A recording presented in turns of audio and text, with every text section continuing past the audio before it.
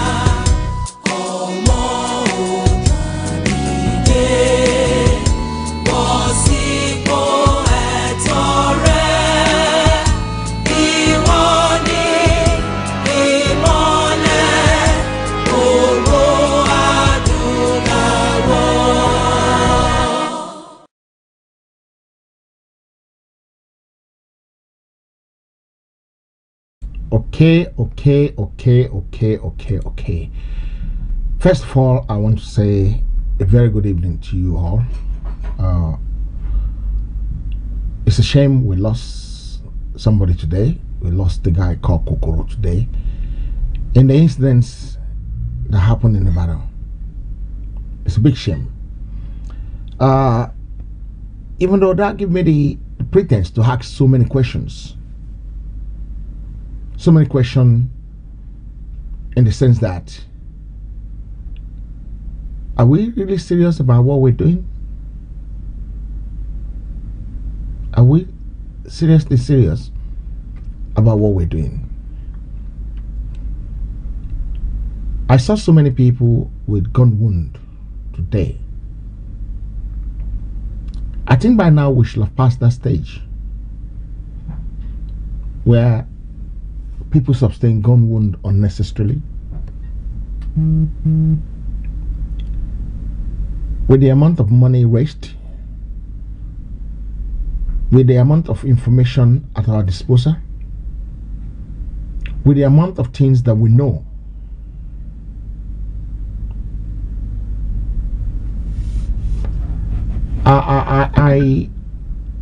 it grieves my heart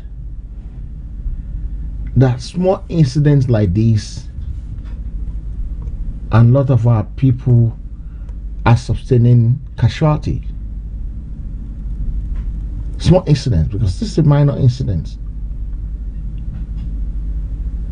Where's all the noise we're making? Where's all the preparation?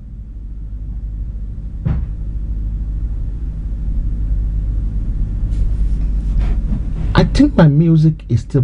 Where's the noise coming from?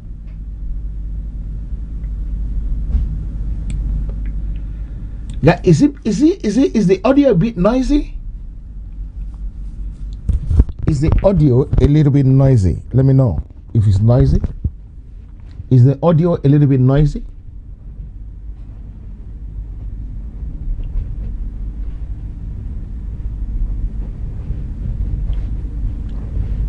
Because this is a very minor incident. And look at what happens. If someone failed a mock exam, because I look at this as a mock exam, to do well, he needs to go back and get his brain together a little bit. Maybe these guys are not ready. Maybe we need to shut our mouth and just give up.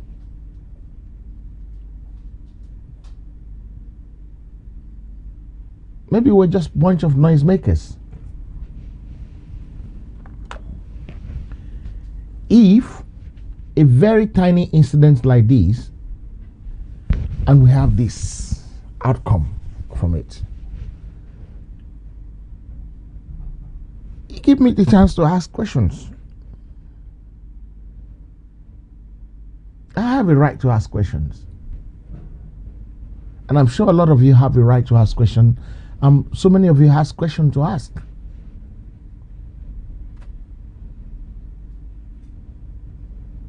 What's all the noise making about? Johnny. We're ready.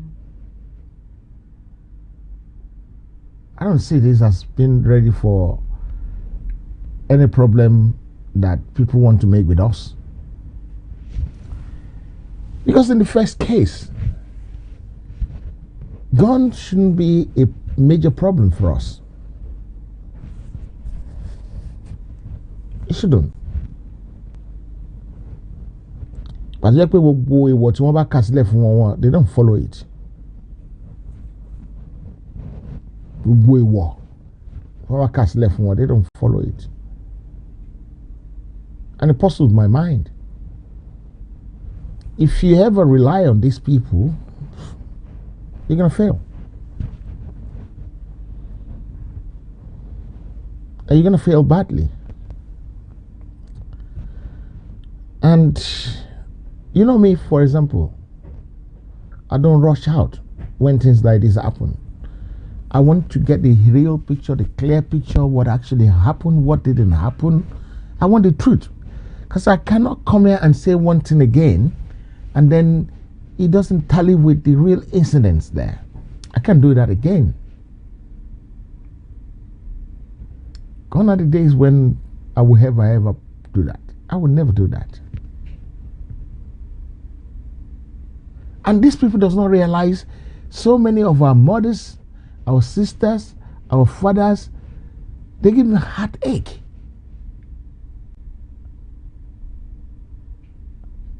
When they do things like this. Kingsley, there's no attack on Chief's house. There's no attack on Chief's house. I can say it authoritatively. It's all bullshit. If you want to know, it's all bullshit. Poo-poo.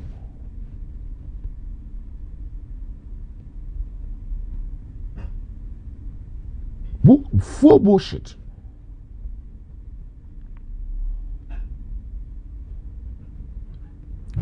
The incident has nothing to do with Chief. I can say it authoritatively. The problem didn't happen in Chief's house. It happened in Shokas, in the area. And it was something else that leads to something else. Yes, Kokoro is involved. He lives around Shokas. He ran for protection towards Chief's house. He sustained a gunwound before he gets to Chief's house. Yes, he died inside Chief's house.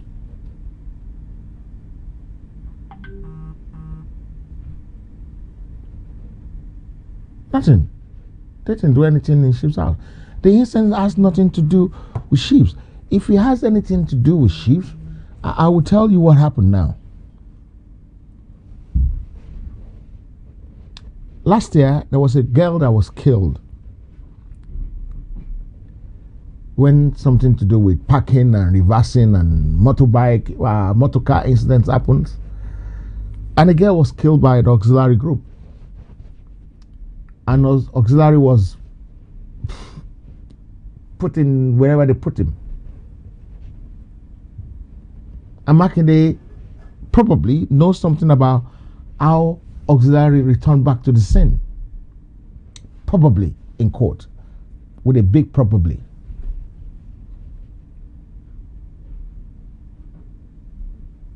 And that's what happens. There's altercation between Kokoro and the auxiliary group before.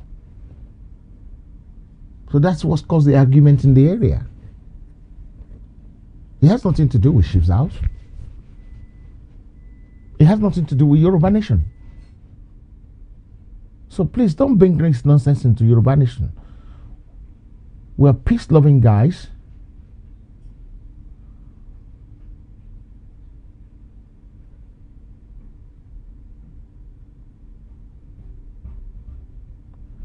Omotosho Jelili. That's why you call yourself Jelili. What does Jelili means?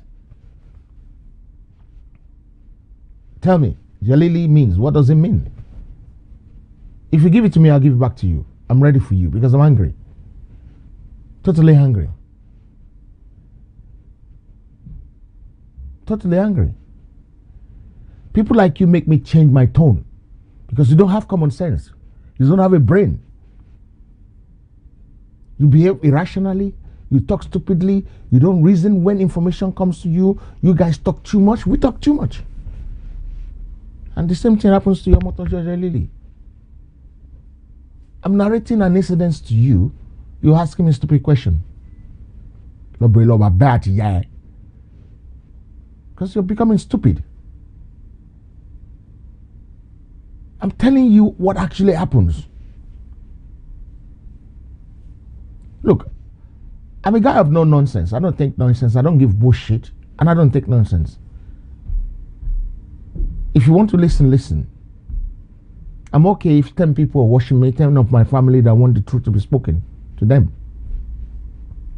But we need to be sensible in this thing. We, the agitators, the media, supposed to speak the truth more. Yes, propaganda is allowed. But don't bring fake propaganda into this agitation because you want to raise money. Don't. It doesn't make sense. It doesn't make any sense. Before this Yoruba Nation thing, I've never been involved with politics. I don't do politics. I don't like politics. I don't have anything to do with politics. When Yoruba Nation finish, when we get our country, I will never have anything to do with politics. Because politics is a dirty game. They lie too much. They're a bunch of liars. They will promise you what they cannot do for you in millions of years.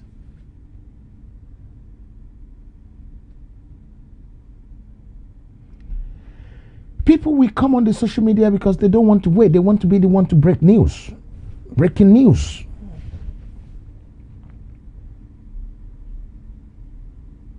Breaking news. Yes, Kokoro was running to Oloye's house. And they shot him. He still managed to get inside. He died inside. The people went to go and fight for him. Some people that are his friend. Remember, these people are the politicians' guru before.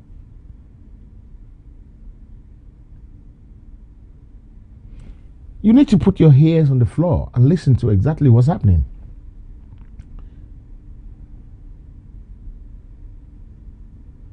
That's all poo-poo. Bullshit. They're not attacking.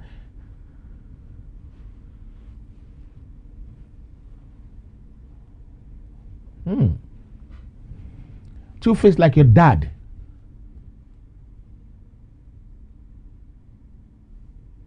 If I'm two-faced, I'm two-faced like your dad.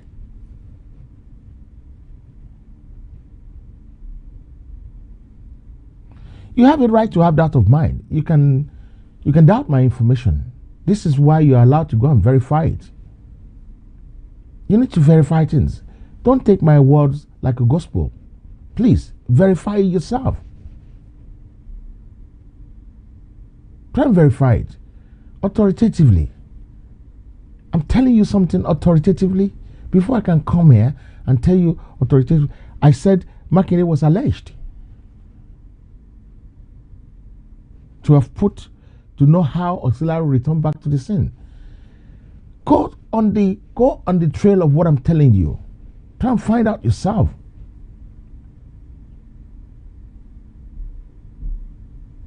Because you're hiding under the tree. You're hiding under the quit. How will you know what is out there?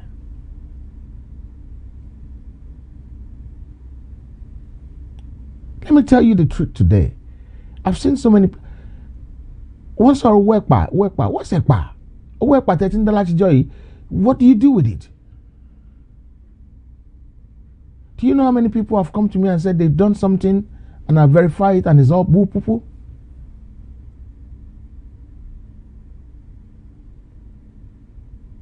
We just need to wake up so that we can attract the right set of mind. We can get to where we're going quickly if we do it properly. So we're not doing it properly at all. Yes, he was running. Kokoro was running there, but they shot him because they have issues among themselves before. Who is Mr. Wisdom? KP, who is Mr. Wisdom? When things happen, I don't jump out to speak. I want to find out the truth. Because if you're cow saying you are later, I'm sorry. You know, if I'm wrong, I will come out and tell you I'm sorry. I've done it in the past. And I won't do it again.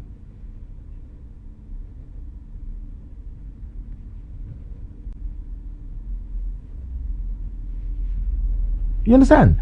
We need to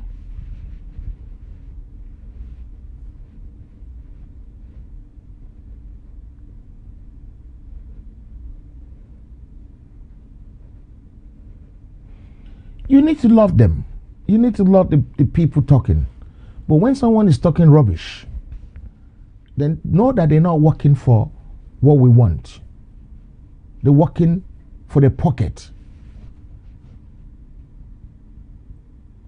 If I keep coming here and lying to you so that you can have so many people watching me, then what am I doing? Bí lọ bá lọ fúngun ọdún, òtọ́ máa lé bá lọ́jọ́ kan.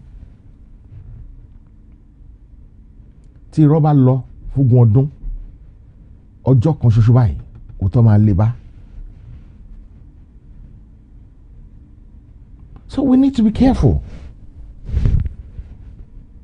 We need to be very, very careful in what we're doing, so that we can have credible. We can establish credibility for ourselves.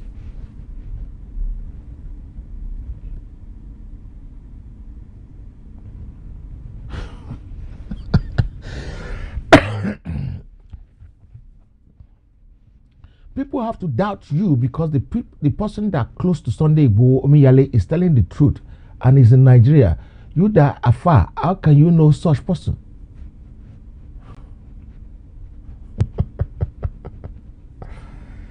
Ojoro today, Jotodoro bad day. You will know who has been telling the truth about so many things.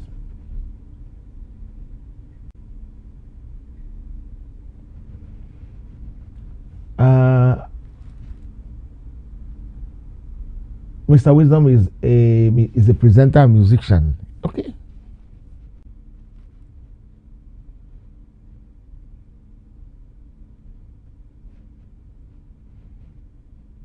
Yeah, that's what happened.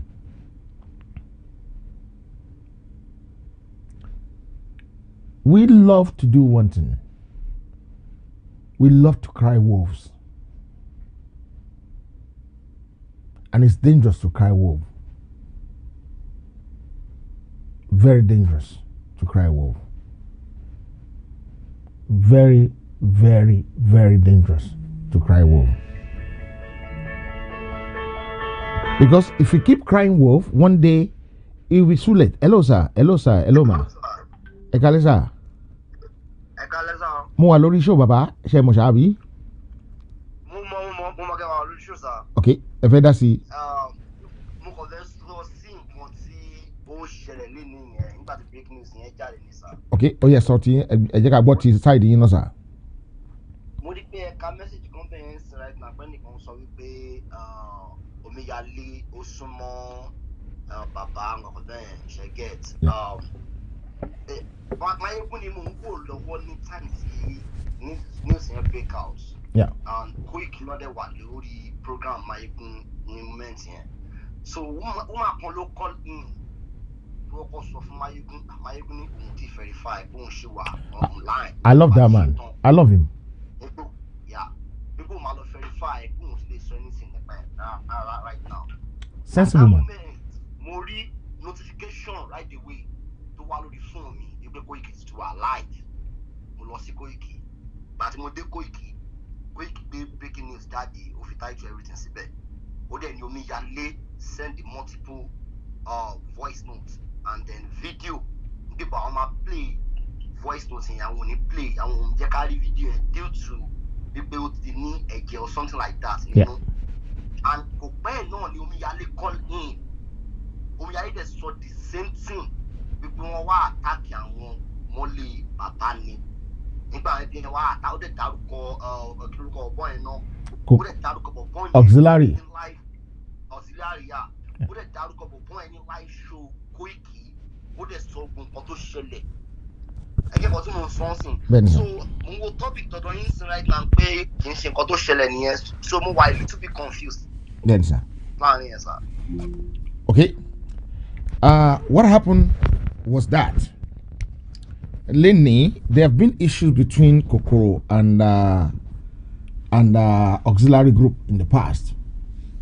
Okay. And the best way to go and find out what happened in the past, go on YouTube and find out what happened in the past. And okay. Yes, Makinde is the one that probably in court probably know how Omiyale came back, because I've seen auxiliary wearing PDP thing, and the governor is PDP. You understand? Mm-hmm. So he probably know how he came back into the limelight. He probably in court. Okay. You understand? I've spoken to all the people I need to speak to. Maybe some people don't even know how close I am to this, what is going on. Maybe you want me to, I don't like to say too much, but I'm constantly being fed authoritatively what happens and what did not happen. I have people on the ground that are working with me. Sir, I'm sorry. Yes, sir. Okay. I'm sorry to cut you off, sir. No problem. You didn't cut me off, sir. Yes, sir. Yes, sir. Ó máa wù mí kẹ́ jẹ́ kí Omiyale wá sórí program yìí bí a lọ́la. bóyá kẹ́ jáde earlier kẹ́ ti jáde kẹ́ gbé Omíyalé wá sórí program yìí because we can't continue this way again what mo sọ tí nǹkan bá ṣẹlẹ̀ afẹ́kọ́ máa fún wa ní genuine news kọ́ máa hard nǹkan tí ò bá sí mọ́. Kọ́ máa hype with information. Again what mo sọ nsìn so èmi máa ní máa bẹ́yìn pé tó bá di lọ́la ẹ jẹ́ kí Omíyalé kó tún wá repeat nǹkan tó sọ lórí program Koiki because ó sọ live lórí program wọ́n wá àtàkì àwọn ọmọlé ni ó ní nǹkan tó kọ́ ṣe ó náà kọ́ gbé mọ́tò mélòó kan wá ọwọ́ṣọ gọ́ọ̀nà Mákindé ó lọ wọṣọ Ṣèyí Mákindé ó nígbà tó dẹ̀ gba iwájú ọ̀dọ̀ àwọn gbogbo àwọn ṣe kankan bẹ́ẹ̀ pé àwọn guys kan wá jáde wọ́n fẹ́ máa lé wọn lọ not knowing wípé wọ́n wá tún àwọn jáde ni bó ṣe ṣàlàyé lórí program Koiki nìyẹn because like mo farabalẹ̀ gbọ́ kí n dáadáa so màá bẹ́ẹ̀ ní tó bá di lọ́la ẹ jẹ́ kó Omíyalé wá sórí program yìí kó tún wá repeat nǹkan tó sọ yẹn kó tún wá tàn ìmọ́lẹ̀ sí kíní dáadáa. Okay, I would get point, me, sir. I will try that tomorrow. Okay. Can I? Okay, sir.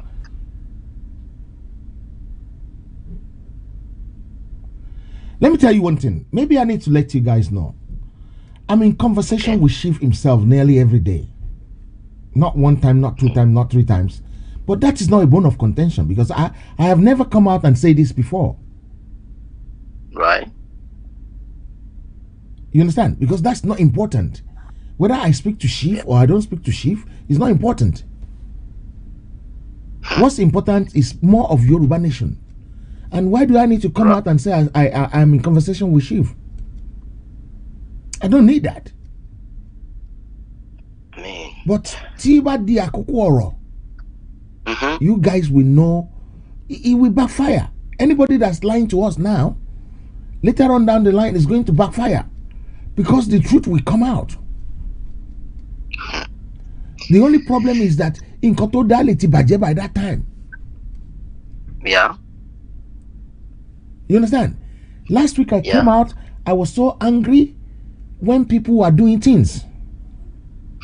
I saw that video. I was angry because there's so much of my own time I have put into these problems. There's so much of my own money I have put into it. I don't come out every day to talk because I have other things doing about this agitation in the background. And when people bring out some news that is not supposed to be in public domain, it makes me furious. Exactly. Because why am I wasting so much hours every day trying to figure out the best way to go about things and people just want to cash in on it?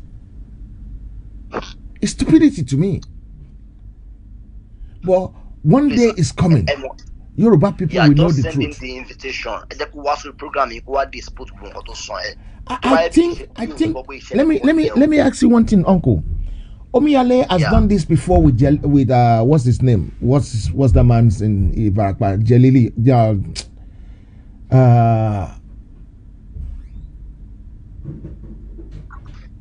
What's this guy's name? This guy I brought one day, I said he should put a knife inside a cup, water.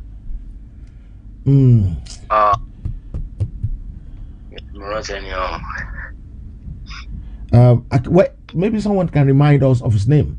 You can be disappointed in me tonight, but tomorrow, Jabele. Jabele, yeah? Yes, it has happened before. So, why are we... I don't know. Okay, 1 minute. I mean, I'm not going to finish on your phone. No, like, address me 1 second, sir. Send invitation. Address me 1 second, sir. Address me 1 second, sir. All right.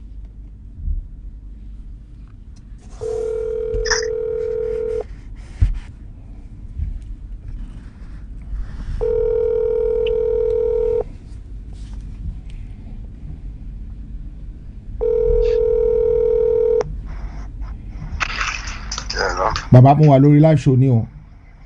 mo fẹ́ béèrè àwọn question kan lọ́wọ́ yín ṣe lè sọ̀rọ̀ 1 minute or 2 minutes heritage ló ń sọ̀rọ̀ sà. mo bá sọ̀rọ̀ náà. ṣe mi tó ń sọ̀rọ̀ heritage. Oh, heritage. Yes sir. Okay. Àkáǹtì nǹkan tó ń fún wa pé àwọn boys kan wá attack wọn nílé Ìgbòho true or false. Hold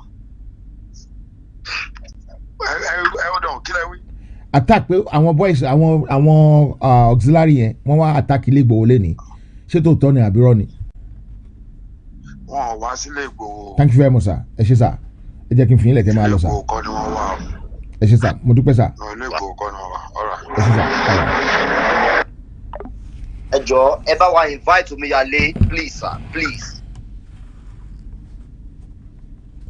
Okay. Ṣẹ́gbọ́n sir. I might probably do that, but I don't think that's important because he needs to come out himself. It is important sir. Without anybody calling him. Because ọ̀rọ̀ yẹn ti go viral gan lẹ́ni because even gbàtí Mayegun padà wá again topic yẹn ni Mayegun tún padà treat. Mo dẹ̀ tún rí àwọn pictures kan náà káàkiri. Èmi máa fẹ́ kẹ́ invite omi gbogbo kí ni gbọ́dọ̀ stop gbogbo propaganda yìí gbọ́dọ̀ stop nǹkan tó bá kí n ṣe òótọ́ kọ́ máa gbé wá sí public domain kọ́ máa ṣe yẹn mọ́ ẹ̀ ń kẹ́kọ̀ọ́ tí mo sọ ẹ̀ invite yẹ ẹ bá wa invite yẹ ẹ jọ sáyé ó wà very very important because now program ten ṣe right now àwọn kan tó bá understand nisin wọ́n máa fẹ́ different look. No, people can give me different look, but what happened is that sir, after some time, Sherry. Tó wá pé mi mú parọ́ bí lọ́ bá lọ fógún ọdún òótọ́ máa bá lọ́jọ́ kan tí n bá parọ́ fún yín lénìí kò possible kó má jáde lọ́la pé irọ́ ni mo pa fún yín lénìí. Exactly. ṣó yẹ yín it might take 1 month it might take 2 months but tí n bá parọ́ fún yín lénìí ìjọ kan ó máa jáde pé onírọ́ ni bọ̀bọ̀ yìí. Orúkọ mo máa sọ kínní kan pé orúkọ tí bàbá mi àti ìyá mi ò sọ mí ìfẹ́ káwọn èèyàn sọ mí so I won't lie to anybody. I am too old to lie. You understand? Yeah. It is Uncle Remy. I'm gonna call you back from another number, sir. If you can hear me, Uncle Remy, I'm gonna call. I want to keep you there, Uncle, because I want us to reason together. I like the way you're calling. I don't antagonize people. I don't complain about people, and I don't antagonize people because that is not my style of doing things. But sometimes you get to a stage you get up there, you're full up till there. Hello, Egmon. Brother Adisa. Yes, sir. Ẹjọ́ mo fẹ́ bẹ̀ yín lórúkọ Ọlọ́run. Yeah. Information tẹ̀ ń fún alálẹ̀ kẹ́ tó jáde mo believe pé to verify information tẹ̀ fẹ́ public lálẹ́. I have. And àwọn tó ń report information tó ń get clarification kan tó report it. They want to create more problems than we can handle. Exactly. Because irú nǹkan tó ń ṣẹlẹ̀ lálẹ́ yìí ó lè force some people kan lọ máa take laws into their hand and begin to do things and they get arrested and we have to find way to bail them. So Omiyale need to get information out whether tonight or tomorrow. Ibi tó ti gbọ́ information pé wọ́n wá sílé. No, it was there. It was there. It was there. It was in. Omiyale was in Go's house. To give us this information, you know. Yeah. So I just like to say thank you for it. Thank you very much. Eshe sir. We don't really appreciate it, sir. You're welcome. Invite it, sir. Okay. I will try that tomorrow. I'll try to invite him tomorrow, and let's iron this out because it's important. We Sherry, yes, the more truth we say, the more credible our agitation is going to be. Exactly, sir. And that is what I'm fighting for. We need a serious way of doing things so that we're credible. The truth needs to be spoken. Timba parole ni sa ko possible kiro he majade. I invest too much in this than to be a liar tomorrow, and it's gonna backfire. Baba, it won't even take 1 month before this. By tomorrow, next tomorrow, all this will come out. I invite Joe. Just do that for us, sir. Very, very important, sir. I will invite Omiyale tomorrow. I will invite him tomorrow. We talk about it, and then and then people can judge. And you know me, I will hit the nail on the head. Exactly. And we have to buy a shell of English report and like you're going to call the guy like on Lati Jacomo who go Lati stop bound for there. The news bash it go. Ben Bushima, the Wasta, Kuma ma fear anything, had anything more Prada, Tiwala Matima Shelle, Kuma Yakuja Euro, Niwala Mati Shelle could make sense. And get what most one thing could make sense. So, Joe, invite quite repeat and go to Solini and quite repeat the program. Okay, I will invite him tomorrow, sir. By the grace of God, I will invite him tomorrow and then we talk about it together. God bless you, Baba. Thank you so much. God bless you, sir. Okay, thank you. I don't know what you want to hear. Maybe you want to hear the truth or you want to hear the false. But the truth will be known regardless of how long it takes. Tell me about Solini. I want to my solola. You can say whether it's good or it's not good. Nǹkan tó bà ìlú wa jẹ́, nǹkan tó bà ọmọlúwàbí jẹ́ nìyẹn. Ẹ jẹ́ ká panupọ̀ ká bá ẹni tó bá ṣe nǹkan tí ò dá láàrin wa. If I'm wrong, please dissert me. Tell the whole world I'm wrong. Tell people that I'm wrong. But when we be saying we don't want to do that, I did a program some times ago, Baba Sokwe. Some people attacked me because of that. But what happened at the end of the day? Did it not materialize? Did it not come out? You understand? We need to stop. We need to be faithful with what we're doing. Ọlọ́run á lè gbèjà wa.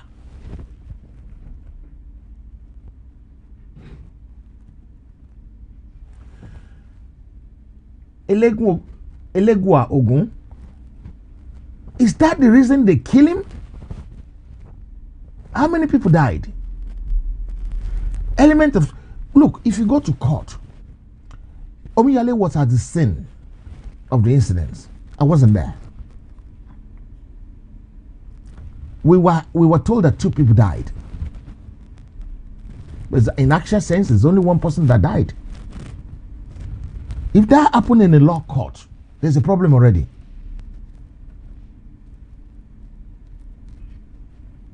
There's a problem already with that informant. And start up and say, you can say whatever you like. I can talk about anybody. You can talk about me tomorrow. You can call my name. It doesn't matter. If I'm wrong, call my name, please.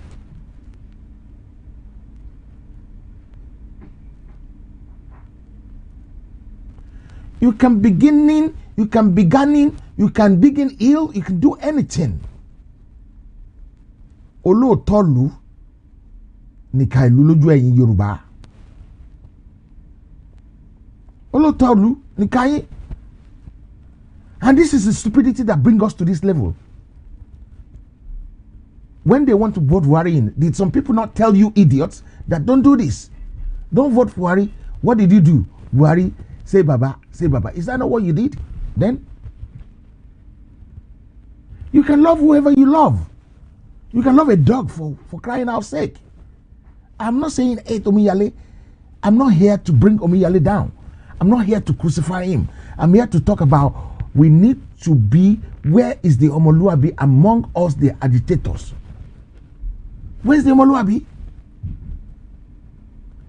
Where's the Ọmọlúwàbí in your own life that you're writing these comments?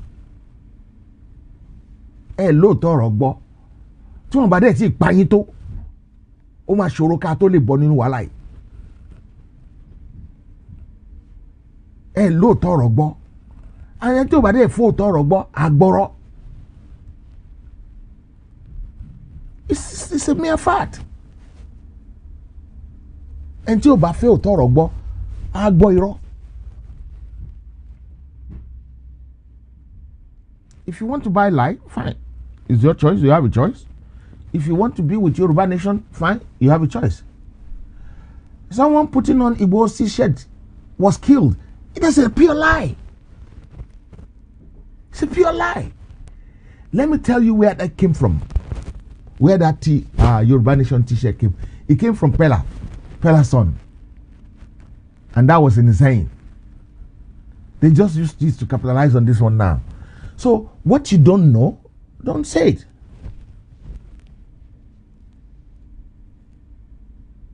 What you don't know, don't say it. What is not... Look, I'm getting tired of some idiots on this program tonight. You don't want to hear the truth? You can never hear the truth. And the truth will be far from you. Not only from you, from your life. Even in your day-to-day life. Every enemy within that want to bring confusion in this Yoruba nation, Jehovah in his mercy will make the person see more problem in his own life in Jesus' name. Because you're just non-entities. Pure non-entities. Ìwé ọgbọ́n àgbọ́njú yín ló kó wa débi tá wà nísìnyí. Stupidity yín ló fọ́ débi tá délé ní.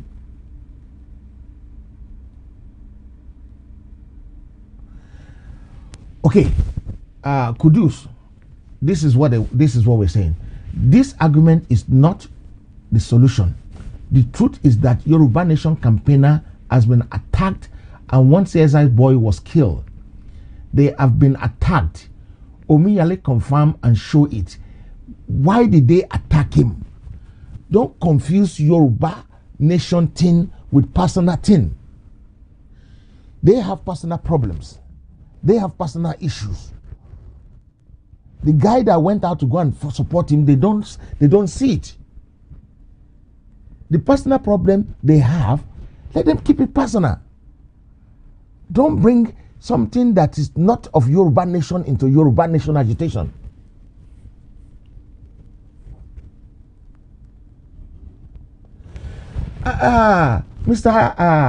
Sister Deborah, look, let me tell you one thing. We've been at this for a long time. Even if you call people, I've called someone in the past. Baba, information that they wrong. What do you mean? Please, I beg, keep yourself to yourself. Did the information was not right? Was it not wrong in some few days later? I pre-warned him. Well, it's not a problem. You can keep watching liars. You can keep talk. Okay, maybe Kakuso Yoruba Nation di Yorin Kayefin Baye. Maybe that is what you want. Let me tell you one thing. I am not happy the way we're taking this. Because if we keep taking it like this, ìrìn ọjọ́ kan ó máa di ìrìn ọjọ́ méjì mọ́ tà wá lọ́wọ́ ni. Nítorí pé lágbára Ọlọ́run, right? CSI boys, Kokoro, has a personal issue with auxiliary guys. That is what I mean. He has a personal issue. So, personal issue that he has, now they want to bring it, and look, don't get these things wrong. Don't get the model up. Because at the end of the day, what will they call it? Àwọn ọmọ ọ̀tá ló ń fàjọgbọ̀n. Yoruba Nation ọmọ ọ̀tá ni wọ́n. But you guys don't want to listen. Go and research it yourself. Go and find out yourself. When you find out, then what do you daju kedi? Did I not say it in the afternoon? I've been telling people, if I don't have evidence, I don't believe. If I don't see evidence, I don't believe. Because it has gotten to that stage now that so many lies has been flying about. So many lies. And sometimes, what lies did they, what is it not lie they use in going to Igbo's house in the first case? Because they are accused him of stockpiling guns. What guns did they find there?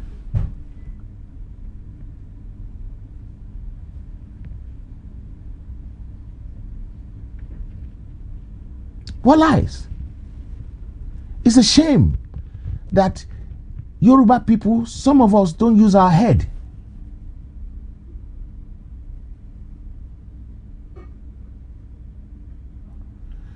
see yourself? You see yourself? So we shouldn't even talk about people that are kidnapping, Yoruba people that are kidnapping Yoruba people.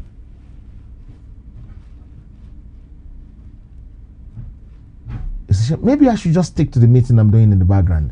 I don't need to give you information anymore because your brain cannot process the right information. So many of you.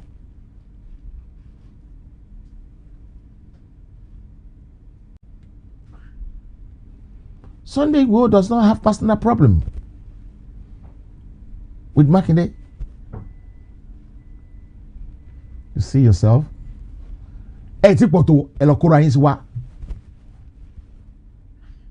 we need to start doing it the right way. Maybe I need to use what I have to deal with you idiots. Hello, sir. Hello, ma. Hello, Mr. Heritage. Yes, sir, Baba. Ekale, sir. Yeah, Eko Shena. Yes, sir. Sherry, in Kodemi Confessor, sorrow to one day. Yes, sir. One tí Abáníká wo ti pẹ̀lá nǹkan máa bàjẹ́. Tábà tún wo ti pẹ̀lá náà nǹkan ò tún ní dáa. Sherry, a lot of people don't comment to Morimbe. They are bringing a lot of confusions. And because some bẹ̀rẹ̀ ní pé ńgbà tí wọ́n sọ̀rọ̀ pé wọ́n lọ attack ilé Ìgbòho nígbà tí Máyégún ṣe program yẹn ọ̀rọ̀ yẹn ló ń treat. That's a big lie.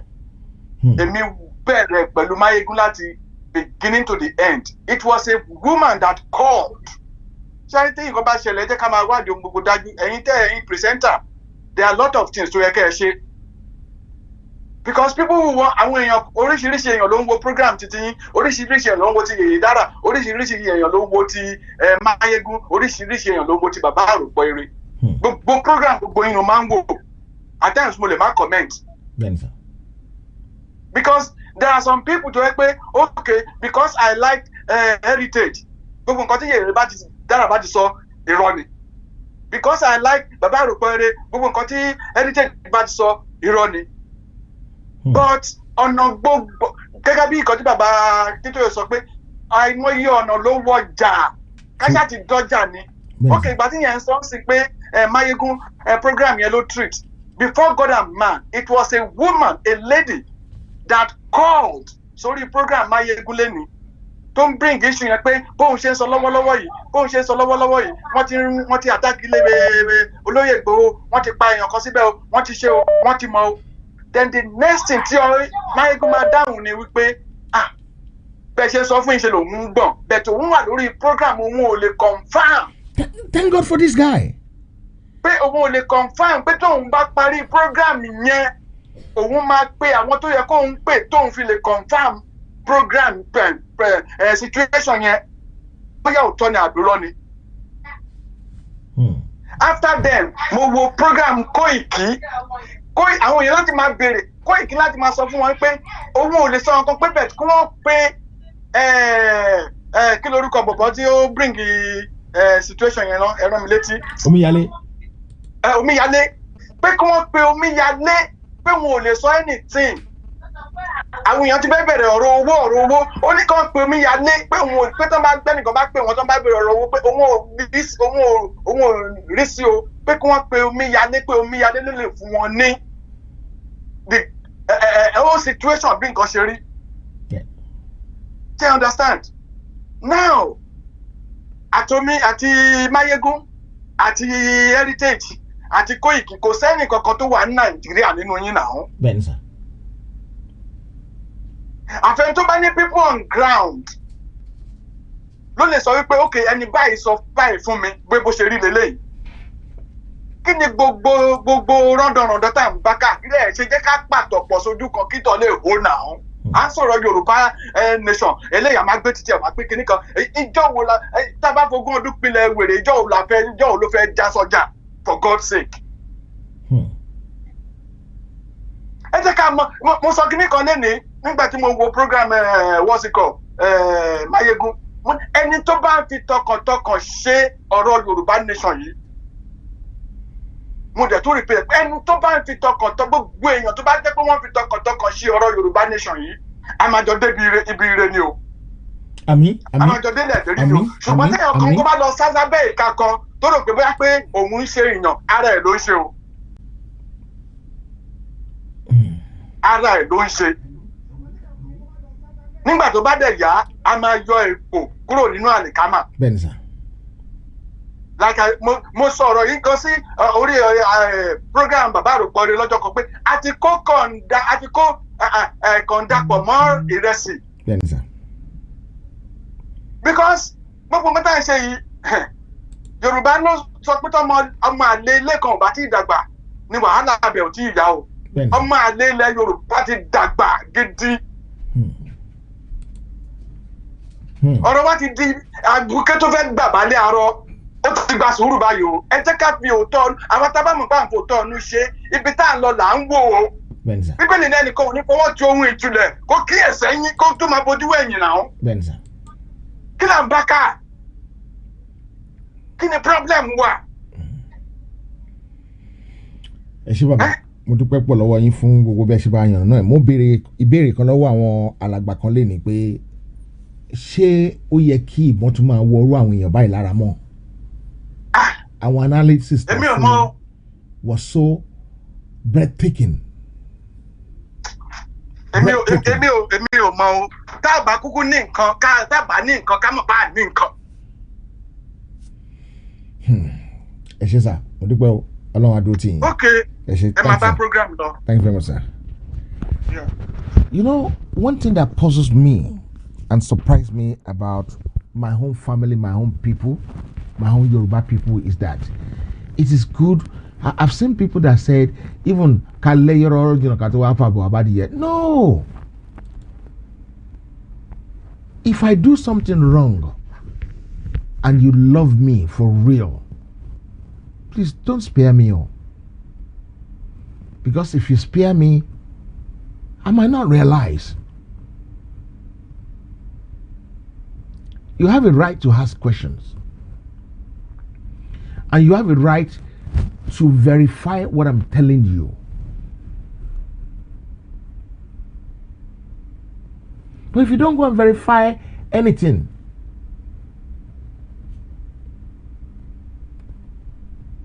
then it becomes a problem. And verifying things is very, very important. We need to start verifying what people are saying.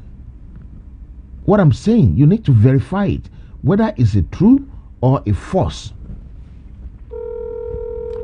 I have an uncle calling. He's been calling, but because it's 1 o'clock, my phone don't take calls after 1 o'clock. So I'm going to try and call him back myself and see what his contribution is. Okay, you know one thing in life. Whatever you hello, do, sir. Hello, Baba. Ekale, sir. Mo fi pé máa yẹn misunderstand nǹkan tó mo sọ lẹ́ẹ̀kan yẹn mo dẹ̀ bí lè pé ẹ̀yin gbọ́ nǹkan tí mo sọ clearly. Bẹ́ẹ̀ni sá. Kí ni nǹkan tó yàtọ̀ ní nǹkan tí mo sọ àti nǹkan tó sọ? Mo ní Máyégún ṣe program lọ́wọ́. No, comment táwọn èèyàn kọ sórí ẹ̀ ni wọ́n sọ nípa ẹ̀. Comment yẹn náà sọ nípa ẹ̀. No, ọlẹ́nìkan pé nígbà ẹnìyẹn sọ pé kinní kan. Woman kan call in. Máyégún dẹ̀ ní wípé òun ò tí ì verify kinní yìí. Fantastic. Nígbà tó bá ti ṣe tán. Ẹ̀ńkẹ́ kan tí mò ń sọ nígbà tó bá ti ṣe tán òun máa lọ verify ẹ̀ kò pẹ́ ni mo rí breaking news pé Koiki wá sí live ẹ̀ńkẹ́ kan tí mò ń sọ sí Koiki dẹ̀ play nǹkan tó get látọ̀dọ̀ Omíyalé ó dẹ̀ gbómíyalé wá sí live Omíyalé dẹ̀ sọ nǹkan tó ṣẹlẹ̀ gangan nìbàdàn nígbà wọn àtàkì àwọn nílé bàbá Ìgbòho kí wọ́n á ní nǹkan tó yàtọ̀ nǹkan tí mo sọ mi ò àtàkì Máyégún now. No, we can't. Mi ì àtàkì Omíyalé. Then. It's not even attacking people, sir. Ẹgbẹ́ kan tí mo sọ ọ́ sì kẹ́ ibà wa invite ẹ̀ lọ́la kọ́kọ́ ìbọn lè balẹ̀ pé kì í ṣe lè bàbá lọ wá o kó wá fi ẹnu ara ẹ̀ sọ nǹkan tó lè ṣẹlẹ̀ gangan nǹkan tí mo sọ nìyẹn. Màá ṣe bẹ́ẹ̀ sà. Ẹgbẹ́ kan tí mo sọ ọ́ sì. So mi ò attack Máyégún mi attack Koiki mi dẹ̀ attack Omíyalé kọ́kọ́ àwọn èèyàn kọ́ lè balẹ̀ kí bá wa invite ẹ̀ kó wá ṣàlàyé nǹkan tó lè ṣẹlẹ̀ gangan. That's it. Because there's so many elderly people that have an heart attack because of all these problems. Yes. There's so many of them that were crying even Koiki kan sọ pé òun lè jẹun olóúnjẹ ló wájú òun yóò lè jẹun olóhùn wá depressed. Yeah now. So I mean kò sẹ́ni tó dúnú ẹ̀ dùn bàtà gbọ́dọ̀ ní ìṣẹ́ láàárọ̀ ẹ̀ náà kò sẹ́ni tún ẹ̀ dùn ara àtọ̀. So bàtà dẹ̀ ń gbọ́ látara ìran ni pé wọ́n wá àtàkìlẹ̀ bàbá so bẹ́ẹ̀ sì jáde ní sẹ́yìn báyọ̀ sí àtàkì lórí mẹ́sẹ̀gì ń sìn òun sì ní pé kẹ́yìn invite wọ̀pọ̀ ìlọ́la kó wá sọ nǹkan tó rí lè ṣẹlẹ̀. No, àwọn fáǹsì àwọn tá à ń sọ àwọn fans bóyá àwọn fans omíyalé ló ń attack me. All reasonable people, anybody that wants to learn. Yes, I guess me right. Me learn paro. No, I know you said that. I know you said you didn't say that. Kí ẹ̀yin náà lè wẹ̀ kẹ́yìn kọ̀ọ̀kan kó mi ayé náà lè wẹ̀ kó yán kọ̀ọ̀kan ẹ jẹ́ kó mi ayé wá lọ́la kó wá bá wa sọ lórí program yìí.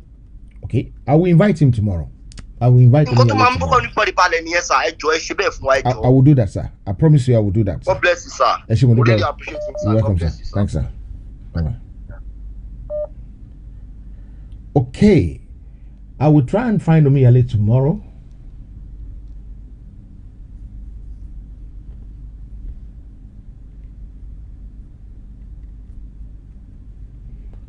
Kudus Agbabiaka. I'm sure Wale don't behave the way you're behaving. Merciful God, please don't insult people. We're not supposed to insult ourselves, but sometimes we need to be frank with ourselves. Sometimes insult has to come before people behave themselves. I hope you understand what I mean.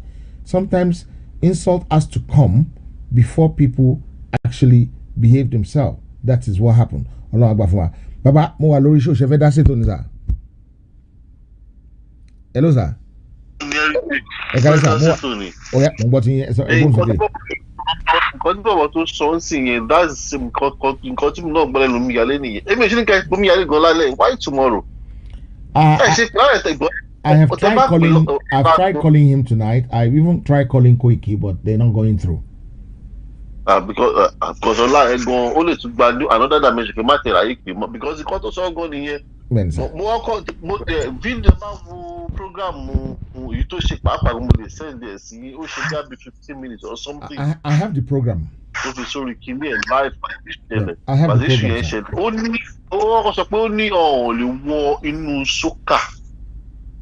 Kan tó kọ́kọ́ sọ nìyẹn tẹ́ bá gbọ́ yẹn kò ń ṣègbà tó ń treat àwọn èèyàn nínú sitting room o ó ní tó bẹ̀ kọ́ lè wọnú sókà ó ní gbà létà ló tó wá gbọ́ sọ pé wọ́n ti pààyàn sílé bàbá gbogbo ṣùgbọ́n báyẹn ṣe wá ṣẹlẹ̀ wá lè kó ayé mi but ó ní pé ó ní ọkọ̀ gbé mọ́tò kan wọ àdúgbò ó lọ bẹ́ẹ̀ ó ní ọkọ̀ rọ̀ bọ́lẹ̀ ni ó ní kiri wá bọ́ta sún ẹ̀mí àbọ́ta sún pa ẹ̀yìn wo nìyẹn ìyẹn ní àdúgbò ni o mi ò àwọn bí àdúgbò tó mi bí wájú lé ní or something yẹn ni mi ò mọ̀ ó lẹ́yìn wo nìyẹn ó ní ìwò nígbà ó láwọn wá lé wọn láti inú sókà wọn lé wọn níwájú ó ní àṣẹ pé wọ́n ti dúró de àwọn bẹ́ẹ̀ ni pé wọ́n ṣe bí díkò or something fáwọn ṣáà ni ó ní báwọn ilé títì báyìí ọlọ́kàn dààmú bọ àwọn ni olùkúdà ó láwọn ọlọ́pàá gan wà náà tó tún yìnbọn ó ní aṣọ tó dẹ̀ wà lọ́rùn wọn lọ́sọ tó wà lọ́rùn wọn ó láṣọ PDP nítorí Ṣèyí Mákindé sí ó lọ́dẹ̀ sọ pé àwọn ń pè nǹkan táwọn ń ṣe yìí ní pé nǹkan tí gómìnà rán àwọn exactly ìṣọ̀gbọ̀n ní gbogbo lórí ìṣó ó ní gómìnà ló rán àwọn tó wá ṣiṣẹ́ pé nǹkan tó ń sọ lẹ́nu nìyẹn. ok máa try láti get Omiyale lọ́la. ó lẹ́nu tó bá ti rí aṣọ bàbá Sunday Igboho lọ́rùn èpo problem ó ní nǹkan tó kọ́ bẹ́ẹ̀ ni pé ó ní bàbá kan tó máa ń ṣe àsun ó ló jáde ó dáa gbogbo kàjá àdónù mi ó ló jáde ṣá ó náà ń bọ̀ mọ́ yẹn wọlé ó ń gbèjẹ gbogbo ara ẹ̀ ó ní bí wàá ṣe kọ́kọ́ bẹ̀rẹ̀ nìyẹn. so èmi ò bá ní pé àwọn tó wà nílé ní kẹfì mi ìfẹ́ kẹ gbọ́dọ̀ láti bí àwọn tó wà ládùúgbò ẹ̀ sẹ́mo pé kọ́ pẹ́ nìkan pé nǹkan tó bá ṣe mi ìwà bí ẹ̀ ń gbénu lé mi mọ̀ àwọn tó wà nílé gangan tó wà ṣe gbọ́dọ̀ lẹ́yìn ìbákú gangan. mo rí pé máàlù kan tí màá sọ pé àgbo ìṣẹ̀lẹ̀ kọ́ nìyẹn o jẹ́rọ tá mo gbọ́ yẹn bọ́ èmi fi pé àwọn tó sì ṣojú wọn nínú ilé lè bá pè. Sometimes àwọn tó ṣojú wọn nínú ilé might not be giving us a real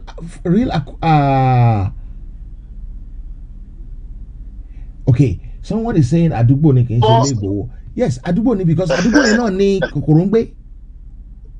Àdúgbò yẹn sọ́kà ni kòkòrò ń gbé. Ní mo sọ pé àwọn tó wà lálẹ́ bá pè because fún àwọn tẹ́pù yẹn àwọn lè máa sílẹ̀ ó lè máa wọ ọkọ̀ tó àwọn èlìgbò yẹ sí pé àkọ́bá ìlú ṣẹlẹ̀ fún àwọn tó wà lárúgbó àbáwọn tó wà lẹ́gọ̀ọ́ lẹ̀ bá pè. ebi ìmọ̀ bí ọ̀rọ̀ mi make sense. Ó make sense sir, ó make sense. ẹni tẹ́pù yẹn mi ò bí òun gbàdúgbò àbò ń gbé nílé mi ì mọ̀ because òun kọ́ lè má fẹ́ fi kú ó lè tún fẹ́ já wálẹ̀ àwọn tó ń gbàdúgbò àbáwọn tó ń gbé nílẹ̀ bá pè because àwọn gbọ́dọ̀ ìṣẹ̀lẹ̀ sí gbọ̀ngàn lọ́mọ kan tó ṣẹlẹ̀. Ọlọ́run àgbà fún wa. because ọ̀rọ̀ òkèèrè wọ́n láwọn àwọn àgbàdo ọ̀rọ̀ òkè bí ò lẹ́kọ̀ọ́ àdín kan. bí ò lẹ́kọ̀ọ́ àdín àwọn púpọ̀. àwọn tó ṣẹlẹ̀ sí gangan lè bá pè gangan àwọn ìgbọ́n lọ́rọ̀. tábà lọ fara àtàkùn báyìí tó ṣẹlẹ̀ kí ni kan tó báyìí fún nǹkan tó ṣẹlẹ̀ kọ́ lóun fún wa ń kọ́ àwọn tó wà nínú gangan tí irú ẹ̀mí àyẹn gangan tó bá pẹ̀ lè yẹn gan lè bá tún pè pé yẹn gan ni bàbá fi arú lé lọ́wọ́ ìyẹn mìà yẹn gan bàbá fi arú lé lọ́wọ́ ìyẹn gan lè bá pè. It's the same Emir he might be sleeping now. Let's try and call him and see whether he answer the phone now. àwọn yẹn lè bá pè ẹbí tó sàwọn gangan ló wà lórí ọ̀rọ̀ ṣẹlẹ̀ àwọn gangan nìkan ṣẹlẹ̀ sí ká má lọ pẹ̀lú bí tó wà bí nǹkan tẹ́ pé bí ó kàn gbọ́n fún ní information. mi ò bọ́rọ̀ mi yé yín. Ó yé mi sà, ó yé mi. As far as I'm concerned ẹ̀fọ́ ti fi ó nìyẹn because ẹlòmíì tẹ̀lé pé yẹn bí wọ́n kàn fún wọn information ni you understand. ó lè fún wọn information but àwọn tó wà ní gbọ́n tẹ́ ìṣẹ̀lẹ̀ kan báyìí lè ṣẹlẹ̀ bóyá ìṣẹ̀lẹ̀ rí bóyá ìṣẹ̀lẹ̀ wọ́n fún wa ní nǹkan tó ṣẹlẹ̀ gangan because àtàárọ̀ ọkàn everybody dàrú látàárọ̀. Ọlọ́run ní dojú àdúrà tí wà ẹ ṣé gan ni sà mo dúpẹ́ Ọlọ́run bá mi dúró tì yín. I will try and get in touch with Omiyale tomorrow and I will try and see whether I can have him tomorrow and he can come and tell us and I can grill him. He can grill me. I think the earlier the better. Not pé bóyá ẹ try láti gbé wá so ẹ try láti gbé wá everybody lè mọ̀ nǹkan tó ṣẹlẹ̀. Maybe can try when you go back it's something that you need to do. Okay. It's very important. I'm not very honest with you. Because when you think about it, I wà ló mind mi pé ẹ fẹ́ gbé wá sáré afẹ́fẹ́ kí everybody mọ̀ kó tẹ̀ wá pátá from A to Z. Is it that Tabalaji Emi àti Alájà Emi àmà mọ̀ yín dáadáa? Are you there? Yes, I know him and he knows me. Kó lè ka information lọ́wọ́ wọn kó àwọn ẹ̀gbọ́n ló wà nílé àwọn ẹ̀gbọ́n lọ́rọ̀ ṣẹlẹ̀ sí. Okay. So let's no problem at all. Let's finish the show tonight. And then tomorrow I can come with Omiyale by the grace of God. Ọlọ́run adẹ́gbà fún wa ní gbogbo ọ̀nà. Ọba tó láyé àtọ̀run aṣọ wa kọjá ọ̀la. It's a good idea to actually hear exactly what happened from other people's mouth, from other people's point of view, because that way we will get to know exactly what happened, what went wrong, what transparent between all these people. Ẹ jẹ́ kí n gbé kọ́ bàbá yìí. Ẹ ṣe sà. Ẹ kálẹ́ sà. Ẹ kálẹ́ sà o bàbá. Ọlọ́run á gbàdúrà yín sà. Àmì sà tẹ̀yin náà sà ẹ kúṣẹ́ Olúwa o. Ọlọ́run á fún wa ṣe. Àmì sà mi ò ní nǹkan kan láti sọ ju wípé ó ti pẹ́ tí mo ti fẹ́ pè. Ọ̀rọ̀ tí mo kàn fẹ́ sọ ni pé gbogbo àwọn tó ń jìjà agbára yìí tòótọ́ inú àwọn tó ń sọ̀rọ̀ lórí afẹ́fẹ́ ni o tó bá ń ṣe tòótọ́ mo gbà ládùúrà jọ́ tí Yorùbá wáyé níṣọba máa délẹ̀ àníwá yín tì. Àmín ní orúkọ Jésù Kristi ti Násárẹ́tì. Ẹ ní fi ọmọ ṣe o ẹ ní fi ẹbí ṣe. Àmín ní orúkọ Jésù Kristi ti Násárẹ́tì. Ṣùgbọ́n ẹni tó pamọ́ sí abẹ́ ìka kan bóyá politicians ni o bóyá àwọn tó ń sọ̀rọ̀ lórí afẹ́fẹ́ ni o whoever tó bá ní Yorùbá nation ò ní bọ́ sí tó ń pamọ́ sí abẹ́ politicians tó bá dìgbà tí Yorùbá nation bá máa dé wọ́n máa dàwátì ni. Àmín tọmọtọmọ ní Jésù Kristi ti Násárẹ́tì. Because àwọn kan wà níbì kan oríṣiríṣi ọ̀nà náà ń gbà láti rí i pé kíkiní má bọ́ sí i ṣùgbọ́n èmi ti rí i pé ó ti bọ́ sí o. I've seen it ó ti bọ́ sí i mo tún sọ lẹ́ẹ̀kan sí ẹ ní fọmọṣẹ́ gbogbo àwọn tó ń ṣe tọkàntọkàn. Àmín ní orúkọ Jésù Kristi ti Násárẹ́tì. So mi ní nǹkan kan láti sọ jù bẹ́ẹ̀ lọ ẹ máa fi àkókò ìran yín létí tí owó tí a máa ń sẹ́ndì sí Nàìjíríà mo ń sọ fún gbangba ń sìn yín owó tá à ń rẹ́mìlì sí Nàìjíríà ó jẹ́ nǹkan tí Nàìjíríà náà ń lò fún fọ́ọ̀nù ẹkọ́nọ́mì wọn. Ẹ sọ̀rọ̀ ńgbà yẹn pé ẹ máa ṣètò tá a máa sẹ́ndì owó káwọn èèyàn máa gba náírà ní Nàìjíríà gbogbo owó tá à ń remit sí Nàìjíríà ọwọ́ Fúlàní ló ń lọ kò sí Yorùbá tó ń ṣe kẹ́ gbé yẹ̀wò tó ẹ̀ sọ ń gbà yẹn pé ẹ máa sọ fún wa nípa ẹ̀ mo kàn rán yín létí ni bóyá kí n máa ṣe é ṣe àdónò Ọlọ́run kò fún iṣẹ́ o. wọ́n ní kí n máa ti ṣe nǹkan tí instruction tó wà ní ẹnu ṣe tí dabble into it wọ́n ní kí n ṣe fún time díẹ̀ sí i. ok ẹ ṣeun sir thank you very much sir ẹ ṣe mo ń gbádùn àwọn nǹkan tá à ń rà lọ́wọ́ yín o. Olúwa ṣeun sir Olúwa ṣeun bàbá kan gan máa fún wa ní testimony kan láìpẹ́ lórí kíní prostrate yẹn. ok ẹ ṣe gan ni bàbá ẹ ṣe sir. yes sir thank you sir yes sir. Okay guys, we thank God for everything. We thank God who is the giver of life, who sees ọba tó rí inú tó rí ọkàn. Lóòótọ́ wọ́n ní inú jìn wọ́n ní èèyàn ló máa fi ẹ̀jẹ̀ sínú tó máa tutọ́ funfun jáde. Ó mà ṣe o ó mà ṣe o ká ní a lè ṣí inú wò bí igbá ni bí tá a wà lénìí ibẹ̀ kọ́ ló máa wà nítorí pé ọ̀pọ̀lọpọ̀ èèyàn tó ti lọ ní ṣáájú wa ló jẹ́ pé wọ́n ṣe máa dà wá ni wọ́n wá wọ́n ṣe máa tà wá sóko ẹrú ni wọ́n wá ṣùgbọ́n ní agbára àwọn tó ní ilé ayé Ọlọ́run ò ní gbà fún wọn. I want to take this opportunity to wish Kokoro and pray that his soul should rest in peace by the grace of God. Because no matter what happened, but like I said at the beginning of the program, are we really ready for this? When something minute like this happens and we lost a man.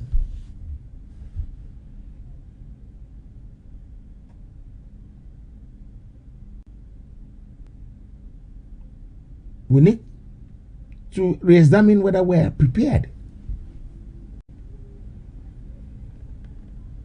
Whether we are ready.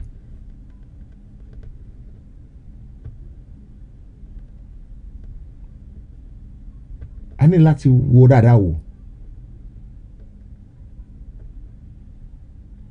Ṣùgbọ́n ọ̀pọ̀lọpọ̀ ní nǹkan ní òye àwọn èèyàn wa dáadáa. Ó dẹ̀ ṣe pàtàkì pé kó yé wa.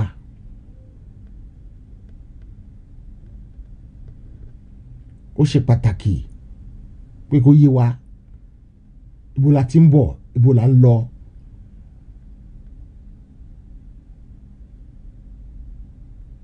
Ṣé mo ń ṣe dáadáa tó? Ṣé ń ṣe dáadáa tó lórí ọ̀rọ̀ Yorùbá yìí? Ṣé mo ń ṣe torí ara mi ni àbí torí ọmọ mi àbí mo ń ṣe torí ìran mi? Because tí n bá ṣe torí ara mi àti ọmọ mi, I'm wasting time. Mo gbọ́dọ̀ máa ṣe torí ìran mi ni. Torí ìran mi is bigger than àwọn ọmọ mi. Ìran mi is bigger than myself too. Daddy, ẹ kálẹ́ sà. Ẹ máa kálẹ̀. Mo ní kẹ́ tó lọ. Yes sir. Mo rí pé wà lórí show mo ṣe stumble lórí show yẹn. Ẹ jọ something ní ká má fi ọ̀pá pọ̀lọpọ̀lọ péjọ. Yes sir. We are not ready. Yes sir. Mi ò rò pé n tó ń lọ yé oyé wa. A kàn ń pariwo ni. We don't have any understanding of the real situation we have at our hands. Yes. Sherry is so sad after what we have already experienced. People still have the opportunity to access Oloye's house, let alone kill more people there. Today is so sad. We are not ready. Daddy, the killing wasn't in Oloye's house. It was outside. It was a personal issue between Kokoro and our more auxiliary. So, which has been ongoing, I understand, is everywhere online as well. So, she wọ́n ní agbára Ọlọ́run tó bá di ọ̀la màá mú mi yálé wá lágbára Ọlọ́run. Ọlọ́run á jẹ́ kó ráyè fún wa. Yes. So that we can talk about this. Yes, Sherry point me make me pay. we should have protected the whole of that territory, including Baba Akintoye's territories and all our key players. That's the point I'm trying to make. But we're not. We're not. After Bantan Hajaluku, we're simply not ready. Dakomo. Shibashi Masoti Zinoni. Afe Montoshele, Afe Montoshele. Okay, Teba Montoshele, Tonko, what next? Itati Montoshele, Nko. We are still ashy. In fact, we are even worse now. That's my point. If I can't miss point here, come on, miss it at all. Gbogbo àwọn tí àlóní agbára ṣé kò tí yẹ kó get signal báyìí in the natural táwọn ibi tá a wà ń sìn tí nǹkan bá ṣẹlẹ̀ wọ́n máa fi everybody on critical alert. Ṣóyè yín èsì tẹ̀sí máa kọjá bá àwọn ni. Ṣóyè yín but we are not that common. We are not doing that. It's so sad. It will signal all fún Olóyè Sunday Igboho papa. Yeah, you will be thinking, is it worth it really? True. Yeah. True. Yeah. Gbogbo àwọn tó láwọn Yorùbá ni wọ́n lọ́yà ló fẹ́ gbowó ọmọ Yorùbá dẹ̀ ni owó náà fi gbogbo wọn fi ń ṣáájú. Àwọn lọ́yà tó wà ní Amẹ́ríkà ẹ̀ sà. Mo ń sọ̀rọ̀ generally ni. Ṣẹ́rí bíi tí nǹkan wọ àìkọ̀kọ̀ nìyẹn. We are not ready. Táwọn èèyàn bá ṣì ń sọ̀rọ̀ báyìí, how can I be ọmọ Yorùbá tí mo dẹ̀ ní grace kan tó ń ṣiṣẹ́ ní ayé mi kí wá fẹ́ commercialize yẹn? Má tiẹ̀ sì gbégbèsè yẹn ná kí gbogbo ayé rí tó bá fẹ́ support mi. That is the approach of Olóyè Sunday Igboho. Olóyè Sunday Igboho kò fowó ṣáájú náà kò béèrè owó lẹ́ni ọlọ́wọ́ ẹni kankan. He is spending a lot of his money. Gbèsè ẹgbẹ́ yẹn rẹ̀ dìde ẹ̀jẹ̀ tẹ̀ yẹn ni mò ń sọ. Ṣé gbogbo àwọn tó ń sọ pé kí ni la ní ìlówó kan báyìí ẹ̀mọ́lógún afẹ́ ra nǹkan kan afẹ́ ṣe kinní kan onífà ni mímú lágbára kan ẹ wò ó ọ̀dàlẹ̀ ní gbogbo wọn ẹ jẹ́ sọ fún ilé ni. We should not still be in this state. Ó yẹ kán dààmú ni kò sí territory yẹn ó gbọ́dọ̀ wà tight gbogbo ibi tí ilé-iṣẹ́ Olóyè Sunday Igboho wà. What more are we expecting? Ṣé àdúró nígbà tó bá pa gbogbo èèyàn tán kí wá ló kù? Nígbà tó bá pa gbogbo èèyàn tán náà kí wá ló kù? Everybody máa surrender ní náà wọ́n máa kú everybody lórí wọ́n á gba ilẹ̀ tó fẹ́ gbà náà. Ẹjọ́ bí tí mo fẹ́ ká máa sọ sí ni pé kí ló ṣẹlẹ̀ ẹ jẹ́ ká gbàgbé yẹn for now. Mi ò ní ká máa mọ eventually a máa mọ tó ṣẹlẹ̀ náà but kí làwa ẹ̀kọ́ ò là ń kọ́ nú ẹ̀. Ìgbésẹ̀ ò làwa ń gbé as a result of that. Ẹ gba àwọn ọmọ tí wọ́n kó sí Àbújá ń jọ sí àwọn 12 tán kó sí Àbújá. Lady K ò tí balance till tomorrow. What are we doing about it? Ẹ wà àwọn tó ń pa body wọn till tomorrow. Nothing is heard about it. Nothing is done about it. Ìgbésẹ̀ ọ̀la gbé láti prevent such things happening in our nation anymore. Àdégbàgbọ́n wọn láyé olóṣèlú náà ṣe ń pariwo káàkiri. Gbogbo àwọn ló ń ṣe ogun tó ń wọ̀n náà ń ṣe náà. What are we doing? Wọ́n gbọ́dọ̀ bẹ̀rẹ̀ sí dààmú now. Wọ́n sì tún ṣe primary. Can you imagine people should still be talking about election now? Shame, sir. Wọ́n láti bẹ̀rẹ̀ sí dààmú. Ẹjọ́ yes. Wọ́n láti máa dààmú nígbà tí wọn ò bá àti INEC àti gbogbo ẹ̀ nígbà tí wọn ò bá jíjọ́ kejì àbí tí wọn ò bá lè débi tí wọ́n ti ń lọ dìbò kò wá tán. Ẹni tó gbà kò tí gan-an nígbà tí ò bá lè dìde. Ó yẹ nǹkan tí ẹ̀ṣẹ́ mi ò fẹ́ gbogbo ẹni sọ̀rọ̀. Nítorí ẹ ká máa ṣiṣẹ́ lórí nìyẹn gbogbo ẹjọ́ tá à ń rò yẹ ẹ̀yẹ́ ká pa gbogbo ẹ̀ tì.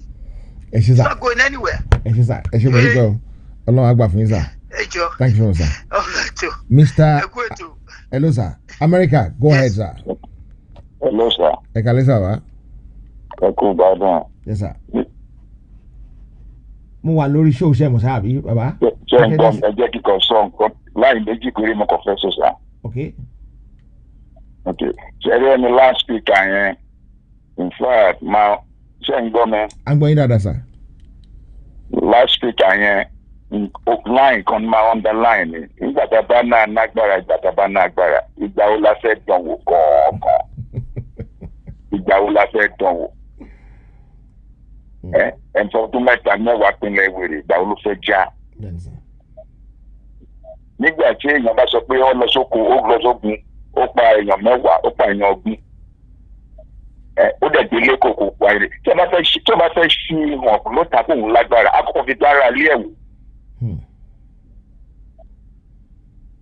So all this, that's why I just kept silent because ariwo lẹ́nu ọ̀gá bí ọmọ Èkó àwọn ọmọ Èkó àmọ̀pá máa ariwo pa. But at the same time, when is the action going to really be okay now? Àná lágbára yìí. Ní láti bá máa lágbára, ní láti lọ gbẹ̀gbọ̀n, ní láti wọlé tọ̀yàn kẹ́tọ́ dágbára yìí wò náà. Bẹ́ẹ̀ni o bàbá. Nǹkan tí yàn bá ní ló fi ń jà. Nǹkan tí yàn bá ní ló fi ń jà. Nǹkan tí yàn bá ní ló fi ń jà, ara ìjà lẹ́yìn wà. Ara ìjà náà láriwo wà sá. I want people to realize. I'm not saying we shouldn't make noise. O máa ti awaken enemy yín. True. Do you understand? Tọrọ.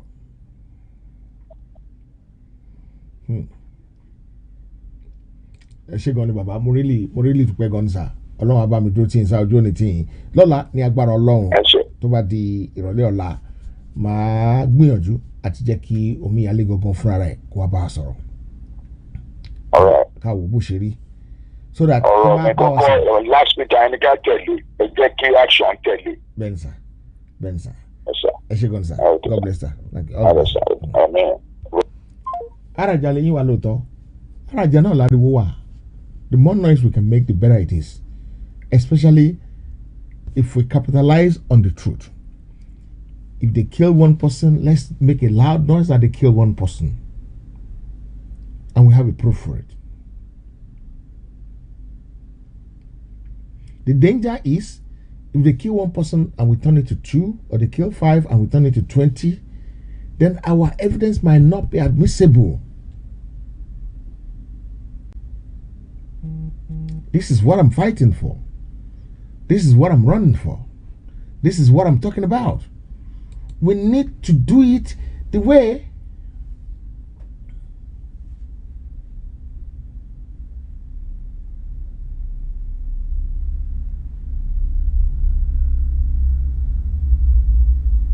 even if you don't know how to do things, there's always the first time in things. Don't you, mommy? Don't we have a first time of making love to a woman? I don't know who teach you how to do it.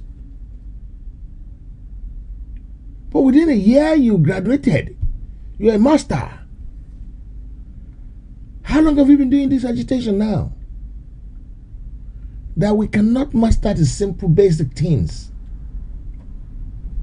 And we need to try and master it. The people that are calling me, I know you're calling, but the problem is because the call is after 1 already, so my phone doesn't normally receive call after 1 o'clock, so I can only do as much as possible to call some people back. Hello, sir. Ekare baba, ekudede asko sir. Ekare. Yes, sir. Ekujo beta, sir. Ọjọ́ kan pẹ̀lú sir. Yes, sir. De ko ọ̀rọ̀ lu, sir. Ọlọ́run fún wa ṣe, Ọlọ́run bá ṣe yanjú. Yes, sir. Ọlọ́run á jẹ́ kí lè wa kó dàbò ṣe, sir. Àṣẹ. Excuse sir. For the first time, this is the first time I see your mood. And then your mood, there's nothing wrong. You are presenting fact, a key fact people don't realize. Realize. The major pain that you are trying to let people understand is that ọkùnrin wà nílé báyìí àbóbìnrin náà even go obìnrin gan tàbá sọ́wọ́ fi obìnrin akọni míì wà tẹ́tọ́ bá fi lélẹ̀ fún ilẹ̀ abájẹ́ ju bọ́ ilé lérò lọ. wọ́n fi lélẹ̀ fún yìí are they a reliable source or not? We need to ask question. Ẹnu ti pọ̀ jù.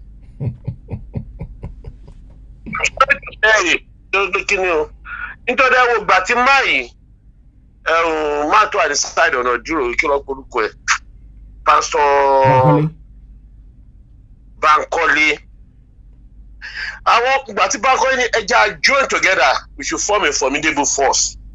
People are going and criticizing. Wípé ó fẹ́ gba position lóyè Ìgbòho ni, ó fẹ́ ṣe gbá ni kẹ́hìn. Who are these people? Àwọn tó wà lẹ́yìn bàbá chief náà ni, tó wà decide Ìbàdàn. Lọ́bẹ̀sì máa criticize, lọ́bẹ̀sì máa sọ kí ni wọn bákan lóye jẹ́ bákan lóye kan. At the end of the day, when you have a Bible says, let us fight the battle of faith. Why can't we unify ourselves together? So far that kò sọ pé òun jà fún another people, it's under this Yorùbá nation. Ìgbà tó groom àwọn forces ẹ̀jọ́, kò sẹ́ tó rí bọ́ lọ́wọ́ àwọn forces ẹ̀ náà. Báńkọ́lé jáde pàǹkẹ́rẹ́ ẹ̀kọ́ báyìí ló mú dání. But pẹ̀lú pàǹkẹ́rẹ́ ẹ̀kọ́ ò lè kojú ẹ̀. All these people, ọ̀dà máa ń gẹ̀ẹ́sì lọ dóyàwó èèyàn ni wọ́n ti ń di ẹṣin wá dóyàwó amọ́lé náà. Wọ́n rí kọ́lé Yorùbá people for. Ẹni kò ní sí election 2023. Ẹni kò ní sí primary kò ní sí ọ̀kan. Ọdún ìníjọ primary wà. Wọ́n ní bí wọ́n ní ẹ̀rọ ẹ̀kọ́ pòwe kan pé bí Saturday ṣe máa rí Thursday lọ ti máa mọ̀. But what are we looking upon? Àwọn ẹ̀ma ní ẹ fẹ́ gbowó gbá, ó fẹ́ gbowó àwo, ẹ fẹ́ ṣí òkan. We that we are in Europe, we are doing towards it pé kọ́kùnrin lè balẹ̀. Tá làwọn tó jẹ́ ló ń ṣiṣẹ́ fún wọn. We need to realize one thing at the moment, sir, ni pé both the two parties they are facing us in Yoruba land, both APC and PDP. They don't want to see what they call Yoruba agitators. Even the Obas in Yoruba land, they don't want to see what they call Yoruba agitators. Yeah, because of one matter on the road, and over 20 million ṣìyàwó kò ní rí 20 million gbà láti fi ṣìyàwó. Because they know that we have exposed a lot of things about them. And then immediately that Yoruba nation comes in, there's going to be a transformation among the traditional rulers. Àwọn ọba kan wà, ọba bọ́sọ̀bù ló ń pè wọ́n sọ́ba ìlú. They could just create àṣẹ̀tẹ̀ fún tọ́nà ju ọ̀làdé. We get a lot of things wrong in the Yoruba land. Ẹ máa wo mí. Ẹ kàn máa pé wọ́n kàn choose the street mẹ́ta, wọ́n náà bá bìkan. Wọ́n ló kọ̀ fún àwọn ọ̀dọ́gbẹ̀rẹ̀ fún. Why are we doing this? Àwọn báyọ̀ fẹ́ kí irú ìgbàlejò come to pass. No, they don't. Because wọ́n tó pass by, wọ́n máa demote àwọn ni.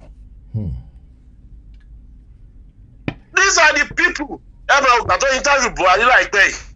Tọ́jú ẹ̀kọ́ tí channel tó interview ẹ̀ tó ní. What are we doing about security? Ẹgbọ́n tó sọ, only go and meet all your traditional rulers in the southwest. That's what the guy just said to them. Mo dẹ̀ wúrà pé ẹ lọ bá wọn ọba yín sọ̀rọ̀. Wọ́n ní tó bá ti jẹ́ dòdò kò ní èso dòdò mọ́. That's what the man was saying to them. It's a parable. Go and meet all your leaders, your traditional rulers. Ló sọ fún yín. Nítorí náà, a lot of things go tá a fẹ́ rectify yìí. Tá a bá dúró déédéé à lè rectify ẹ̀. Because they are going to test us in many ways. Benson. Yeah, when we are not prepared, Boscar motto is be prepared. Be prepared. Why are we not being prepared? Ẹ wá lọ sórí tẹlifíṣàn lọ sórí jíjìn wọ́n ti àtàkì wọ́n ti pààyàn méjì wọ́n ti pààyàn kan. Kò sí ẹ̀yin kan náà kó sọ pé wọ́n ti mẹ́rin wọ́n lẹ̀ sílé iwájú olóyè gan nígbà wọn ti ní káwọn èèyàn máa jó kán máa sùn. Kọ́kọ́ kí tẹlifíṣàn gan gbé gbogbo àwọn tó rọ́ wá o wọ́n ti rọ́ fún wọn wọ́n lè kọ́ máa ṣàgbàdo iṣẹ́ ló yín àgbàdo wọ́n á mọ̀ pé eléyìí tí kúrò wà sábà iṣẹ́ ó dùn ọmọ níwọ̀n ni this is another one power boys tún gbélé fún wọn. Wọ́n mọ̀ pé àwọn eléyìí ká ọ ṣe fi lé lọ́wọ́ ẹ wá ń ṣó pé wọ́n yọ ta lára èèyàn ẹ̀ ń ṣó wí kínní. ẹja kíní omíyalé wà lọ́nà àná ká gbọ́. Ká gbọ́ lọ́dọ̀ ká sì mọ̀ pé we are in the midst of the enemy. Yorùbá ẹgbẹ́ wa gan ọ̀tá wa ni. Àwọn ìwọ̀sí láàrin yẹn sì wọ́n jẹ lábẹ́ àwọn ọlọ́ba yẹn wọ́n jẹ lọ́dọ̀ àwọn baálẹ̀ wọ́n jẹ kí wọ́n kọ́. Àwọn politicians. Wọ́n jẹ iṣẹ́ wọn náà wọ́n jẹ wọ́n ti mọ̀ pé olóyè ò lè padà wá join PDP and they want to get rid of him. That's what they are doing. Njọ́ tí olóyè ti discover gold wire mine in Iléṣà. Njọ́ ló ti offend Ọọ̀ni of Ifẹ̀. Yes, because that's their hidden treasure. That's their hidden treasure. Njọ́ ti discover tó dey stop o. Njọ́ ló ti expose many things. Ọlọ́run á gbà fún wa. No, we have got it wrong. And then we want that the night we have never sit down. Our Yoruba learn. We are not ready to learn. Position. Ah, they will share ideas. We are not ready to learn. The only thing we can complain, criticize. Otoro ńlá lẹ́sẹ̀. Yes, all that thing. Ogbele, ẹ máa ní kíríkọ Yorùbá. Why can't you form one umbrella? Why can't you form one umbrella? Kẹ́rù lè ká wa. Nígbà tí. Division will be coming from one place. Eléyìí ò ní ṣe tiẹ̀ ní eléyìí ṣe tiẹ̀ lọ́tọ̀, òun ṣe tiẹ̀ lọ́tọ̀. Gbogbo ló fẹ́ jẹ́ kínní. Lọ́sẹ̀ oníkàkọ́ ọ̀bẹ oníkọ́tà fẹ́ pàgọ́ òjì ìdélẹ̀. Wọ́n ti mọ̀ bẹ̀ dání. Yes, every time I put it, they don't want better to my query. Why can't people just take it easy and achieve? Oh, that's a one question economy. Only Yoruba nation. Did you have aims? People that have said Balu Leni. I will let police share. Ele amagbe ṣeré mo jagun gba mo pariwo ile mo shikin ko se ma gbọ́ nìyẹn ìkùnsínú abẹ láàrin ara wọn. Because bí wọ́n ṣe jẹ́sẹ̀ wà láàrin àwọn people tó ń ṣe kíní. Make it is it not for their selfish interest? Is it what's their aim? Ẹ ṣe nǹkan kò sí aim and objective nínú ẹ̀. Kò sí aim and objective nínú ẹ̀. It's a shame. It's a big shame, sir. Nígbà tí wọ́n bẹ̀rẹ̀ kíní tèmi join wọ́n ti bẹ̀rẹ̀ kíní tó join torí mi mọ nǹkan tó jẹ́ Yorùbá nation tẹ́lẹ̀. I believe they were working, everybody was working together at that time.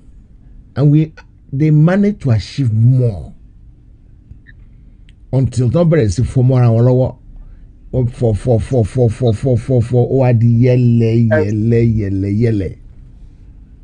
Excuse sir. Èmi kò dé mi máa sọ ni pé mo very sorry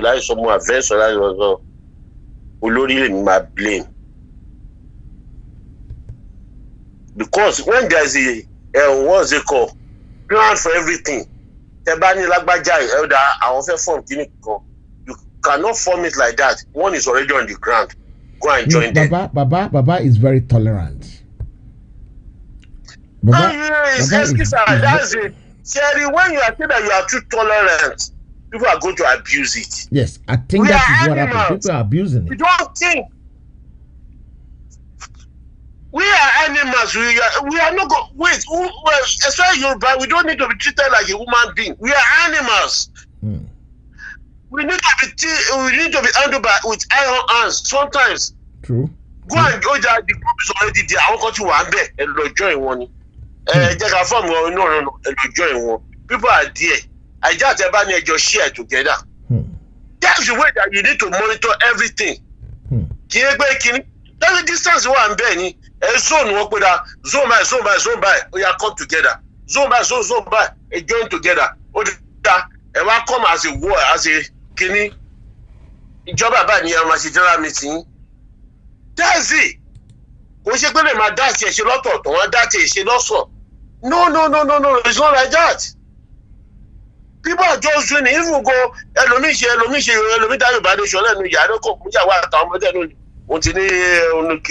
group. Sometimes ọ̀rọ̀ dàbí Nigeria ṣe wà yẹn tó bá ní tí politician máa sọ I go a vision for that country. Ẹ tó lóun ní vision for that country ẹ gbé ìwé fún ẹni kó kà á ní it seems like I go an eye pain I cannot see very well ó dẹ̀ ní vision for that country. What is the vision then? Where is the vision? Yeah. What's your vision for that? You don't have a vision. But then secondly, I don't know that. Excuse me, you can't call another reality more. You can have a PhD, that you are knowledgeable. But if you don't have wisdom, your knowledge is wasted. Irú ẹ̀yin sìn, ẹ wo bẹ́ẹ̀ ń ṣe kínní yẹn, bẹ́ẹ̀ kò bọ́ sórí propaganda. Ẹ wo máyì náà sìn, máa tọ́ ní wọ́n pè é. Ìyẹn náà Mayegun. He said he needs to verify it. He said it publicly. The same thing, so you cannot just conclude like that and just start following propaganda. What is stupidity? People can come on my life, can magic borrow, can they verify or boom. Breaking news. I'm sorry. You are the song by Jambele. The band is understanding, but Jambele. You know that time Jambele time, I said they have problem with this guy. This is why they were doing this. This is why I said let's speak to Jambele. I will pretend as if I don't know about the problem they have with him. You understand? And later on they went to go and apologize. At the end of the day now. You know, Robert love for God. Also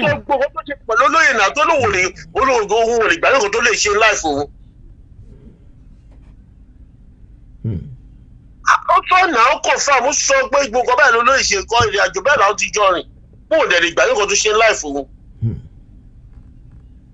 Ẹ tó fi gbèsè ayé ẹ̀ búra tó fọmọ ẹ̀gọ́ búra. Ní kò fi bíbélì búra o. Ọ̀bẹ ní kò fi búra o. Ní kò fi bíbélì búra o. No.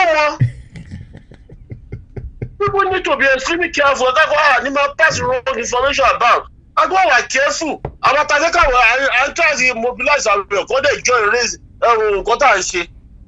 But I'm about to tell you one call. I saw a colleague. I you padà lọ́la. I saw a colleague. I go that way. They go to work with that. That's because you will be asking. We become a non-entity. We become a nuisance in front of people. And politician, my local share on the veterinary. I don't know about why you put another. Chair of the Roswell, why you put another. Jawel walk by. Some of these are the things we need to trust. I want to look at my soul anyhow. Go to sorrow. We are going to go to my below food. And you know, my call verify your go to loud the sister. Men.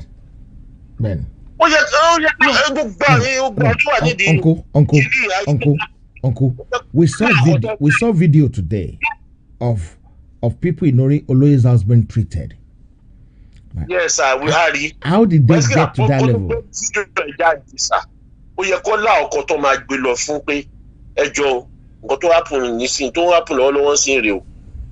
And you know that. Oh yeah, she got to share any. Am I take the bot at Jubelo? So worry. We are going to go through it and we are going to check. We are going to know what to do. Just give us within 1 hour to 2 hours. We are going to address it. Oh my stop away. Come on, broadcast nonsense, Daddy. And control the way that people talk. That is very difficult. Yes, when I was invited, because when they brought it to me, when they brought issue of Nation to me, I saw it as a good thing. When I joined them, that is what they were doing. That is what I met them doing when I joined them. But later on, people see opportunity to be popular. People see opportunity to be to be me. So they decide to break it. They break the code, and then they start doing it the way they like. Whereas the people that talk, the man that talked me into this Yoruba Nation, if he talks to someone that doesn't believe in Yoruba Nation, you believe in Yoruba Nation. Because before, anything to do with politics, I don't have no interest. I don't want to know. You understand? Because I see politics as a way of lying to people. Politicians are liars. Uncle, my eyes are getting tired. I think I need to finish. I love you. It depends on Omiyale Loma from one time, sir. Okay, because for us to be able to join you at once. Omiyale Loma from any time, sir. Okay, sir. Kuswala, sir. God bless you. God bless you. My uncle has called, and I want to make sure he have his last word on the show tonight. Before I close it, I'm not going to take any more call apart from this caller now. Let's try and finish this after this uncle's call. Hello, sir. Hello, sir. Baba.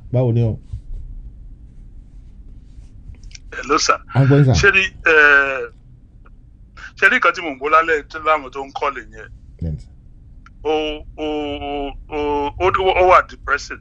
I'm going to tell you, because they seem to have forgotten that we don't operate in a vacuum. The Yoruba nation does not operate in a vacuum. We are situated in Nigeria and we don't control the security. True. Alaafin for you publicly said they arrested some people in Oyo and they were handed over to the police and police released them and nothing happened. And we got to turn around and quote Buhari's statement that he said that we should go meet our Obas. What can the Obas do? Nothing. Who controls the security? The police. And who controls the police? We have to understand the situation that we are in. If anybody comes out the way Oyiboho comes out, if the person does not have the support of majority of us, they will just kill it. We have the enemy of Yoruba nation among the Yorubas. They wanted to kill Igboho, sir. They nearly kill him. Of course, that's the plan. So why are we going to pretend? Why are we not going to pretend that people don't notice that? People are careful because of what we have experienced. What we need to do is to sit back and see how we can plan, strategize, and move forward. But to keep condemning and being critical of everybody, I don't see how we benefit from it. Because I want to criticize how many people can come out and say this is I want to spearhead a protest or I want to spearhead what Igboho did. Nobody wants to do it. True. Have we forgotten what we were doing earlier last year? They saw what Igboho did in Ado-Ekiti and they were afraid. And that's why they wanted to kill him. And we want to act like that didn't exist. We have to call a spade, but we also have to tell the truth. True. The government does not want the security of Yoruba land. They don't want to keep it. Alaafin said he chronicled all that happened in Yoruba land, and he sent it to Asoro, and they have not even acknowledged it. From Alaafin for you, it's online now. So I'm just shocked by what I'm hearing from people. We are being critical of ourselves too much. We want to live in Nigeria. The Hausas, the Fulanis, they will not allow us to go the way we want to go. That's a fact. Anybody who doesn't know that need to wake up. It's not something that we can do but we can do overnight or we can do just by shaking hands. It's not going to happen. I'm not calling for violence, but the fact of the matter is that if we want to do anything to make Yoruba nation known to most Yoruba people, it is our Yoruba people themselves that will want to undermine us and make sure we fail. True. The politician does not want us to succeed. Very true. Because their food will be... The politician does not want us to succeed because they know they're going to lose. Anybody to ban share anything, I want to know Igboho emojo ton tin show one be. We don't know that.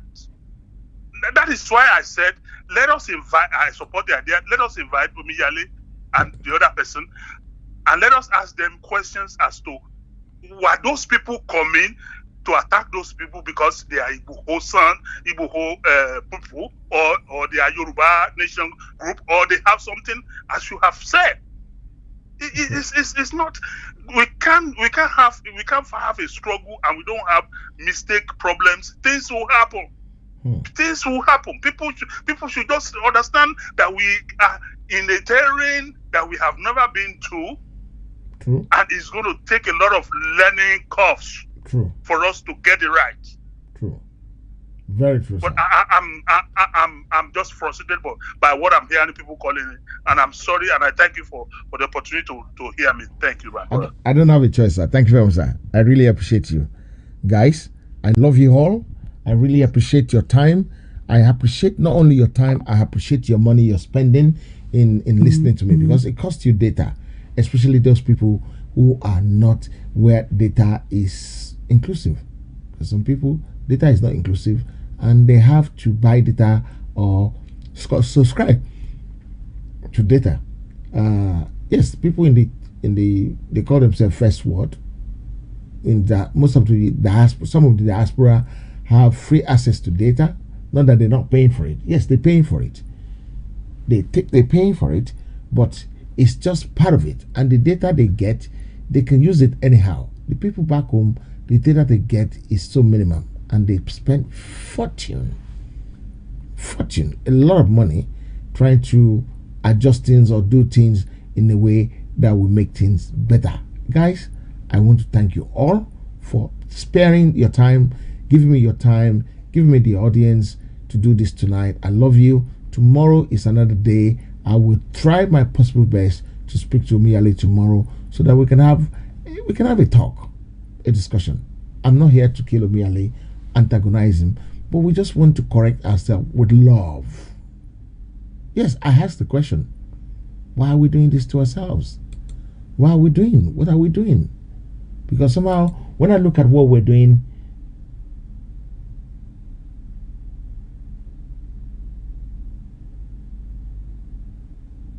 okay, well, mi ò wá bá anybody jà, mi ò wá bá anybody fa wàhálà. Omiyale kì í ṣe ẹni tí mo lè bá fa wàhálà nítorí pé he is my party of the highest order, right? But I'm not talking about Omiyale nìkan lálẹ́. I'm talking about general things. Let us always verify information before we pump it out. We are not ìròyìn kàyéfì. Yorùbá nation is kò ń ṣe ìròyìn kàyéfì o. So, Tabashingbe ìròyìn kàyéfì káàkiri, we need to go and stop it in one way or the other as a matter of urgency. We need to go and stop it. Because if we don't stop it, we're wasting our own time. And not just our time, we're wasting our lives as well. This is what I want us to try and understand. Nǹkan tí mo fẹ́ kí oyè wa yékéyéké ni. Nǹkan tí mo wá ṣe lálẹ́ ni pé a lè máa ṣe báyìí. A lè máa pọ̀ nínú ẹ̀ṣẹ̀ ká ní kórè ọ̀fẹ́ pọ̀ sí. Kò possible. So a láti ṣe ní ọ̀nà kan tó jẹ́ pé nǹkan máa fi ṣiṣẹ́ fún wa, nǹkan máa fi dá fún wa, nǹkan máa fi gbé wá, nǹkan máa fi yanjú fún wa. Ọ̀nà tó yẹ ká fi ṣe nìyẹn, kì í ṣe ọ̀nà pálapàla tá a fi ń ṣe nísìn. Because as far as I'm concerned nísìn, ọ̀nà pálapàla la fi ń ṣe jù. Ọ̀nà pálapàla gidi pàápàá la fi ń ṣe jù. So my only prayer ni pé k'Ọlọ́run jẹ́ kí nǹkan rere kó kó sí wa nínú, k'Ọlọ́run kó kó sí wa nínú, ká lè ṣe nǹkan tó dáa fúnra wa, ká yé ṣe mọ̀nàmọ̀nà wa ti pọ̀ jù. Tá a bá ṣe mọ̀nàmọ̀nà, nǹkan máa tètè rọrùn fún wa, nǹkan máa tètè yanjú fún wa, nǹkan máa tètè dáa fún wa. Ṣùgbọ́n láàrin èmi àti Ọlọ́run, mọ̀nàmọ̀nà wa pọ̀ jù. A ní láti lọ yanjú ẹ̀, a ní láti lọ yí padà, a ní láti ṣe dáadáa, a ní láti mọ nǹkan tá à ń ṣe. Kò sábà mọ nǹkan tá à ń ṣe, bí bàtà kan dára wa láàmú ni. Kò dẹ̀ yẹ kó rí bẹ́ẹ̀. Bí sísítà mi kan, wọ́n ní ṣé ó yẹ kó rí bẹ́ẹ̀, kò yẹ kó rí bẹ́ẹ̀. Ṣé ó yẹ kó rí bẹ́ẹ̀ lóòótọ́? Kò yẹ kó rí bẹ́ẹ̀ náà. Kì í ṣe bó ṣe yẹ kó rí nìyẹn. Ṣùgbọ́n ní agbára Ọlọ́run ọba tó ní ayé àti ọ̀run, Ọlọ́run gbogbo èdè ènìyàn, Ọlọ́run àánú, á fún wa ní ìrẹ̀lẹ̀ ọkàn tá a máa fi gbégbá orókè nínú gbogbo nǹkan tá a kóra wa sí, tá a fi máa làlùyọ nínú nǹkan tá à ń ṣe, tí ọ̀nà wa máa fi dayọ̀ nínú nǹkan tá à ń ṣe, tá a fi máa rójú ráyè ríra wa, tá a máa ṣe nǹkan tó tọ́ àti nǹkan tó yẹ, tá a máa tètè délé ayọ̀, tí ayọ̀ àti ògo Ọlọ́run tó máa fi tètè farahàn nínú ayé wa. Mo kí gbogbo yín pé ẹ ṣé gan-an ni o. Mo dúpẹ́ lọ́wọ́ yín pé ẹ dúró tì mí, àdúró tì tẹ́lẹ̀ ṣe fún mi náà. Ọlọ́run àánú, àdúró tì ilé àti ọ̀nà gbogbo wa pátápátá.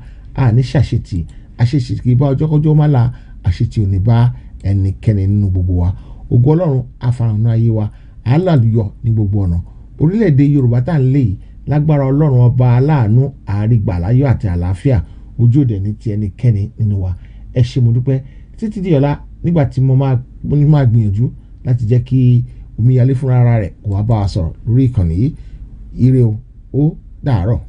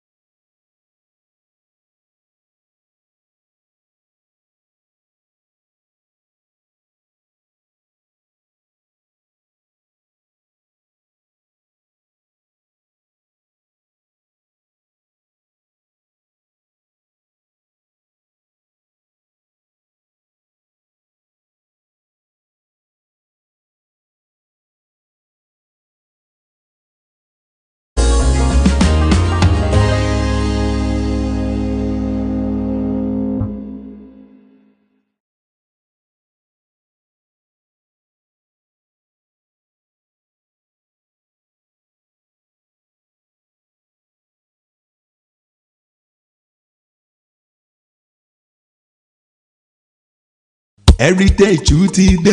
Aba Remedy ló sọ pé àìsàn oníṣẹ́ wa ṣọ́múròrò àwọn ká pẹ̀lú ẹ̀dá o. Orí fífọ́ ò dáa. Máa ń pa wá ó ṣe kókó fámọ́ ọkùnrin. Diabetes ò dáa. Rúmọ́lẹ́gùn ò dára káyé má bá wa jà o. àbí o kàlàfíà wọn máa ti fíafíà o. ní iléeṣẹ́ Aba Remedy ṣe ń fọn rẹ̀ pé ká tọ́jú ara wa pẹ̀lú àwọn òògùn ìbílẹ̀ tiwantiwa. egbògi ilẹ̀ Yorùbá pọ́nbélé tó ṣiṣẹ́ fáwọn onírúurú àìsàn bíi ẹ̀jẹ̀ ríru high blood pressure ìtọ̀ ṣúgà diabetes ẹ̀fọ́rí túlù migraine àwọ̀ká arthritis nárùn body inching ṣàmúlòrò àtẹ̀dá tó dààmú àwọn obìnrin Yorùbá natural Aba Remedy ló lè yanjú ẹ̀. manpower ọkùnrin làdá tó ń fáwọn ọkùnrin lágbára láti ṣojú ṣe wọn lọ́dọ̀ àwọn aya wọn. ọ̀sẹ̀ àánú náà wà mercy soap fún gbogbo ẹni tó fẹ́ràn àánú gbà.